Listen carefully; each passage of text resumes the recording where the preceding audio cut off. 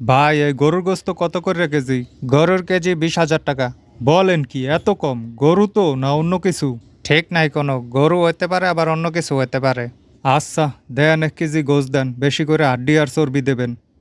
ভাই এই মুরগি কত? ফার্মের মুরগি কেজি 10,000, দেশি মুরগি 60,000।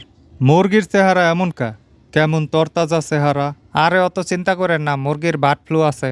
ও আচ্ছা, আগে বলবেন না? দেন দেন, একটা বুড়া ফার্মের মুরগি দেন। ভাই ফরমালিনযুক্ত ফল আছে? না ভাই, সব শেষ। এখন এই শুধু তাজা ফল কটা আছে, আজকে সকালে গাছ হইতে পায়রা লই আইছি। ও না, থাক তাহলে।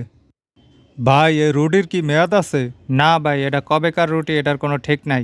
ঠিক আছে, প্যাকেটে ফুডা তো কম কে? কি কন মিয়া, এই যে কত বড় বড় ফুডা, মেয়া লইলে লন, না লইলে জানতো, খালি ডিস্টার্ব করে। ঠিক আছে দেন। বাজান কটা টাকা ভিক্ষা লইবেন? দূর জানতো মিয়া, লন না বাজান, এত টাকা দিয়ে আমি কি করবো, আপনিও কিছু লন। আহ, ঠিক আছে দেন। ভিক্ষা না দিয়া ভিক্ষা চাইতে পারেন না?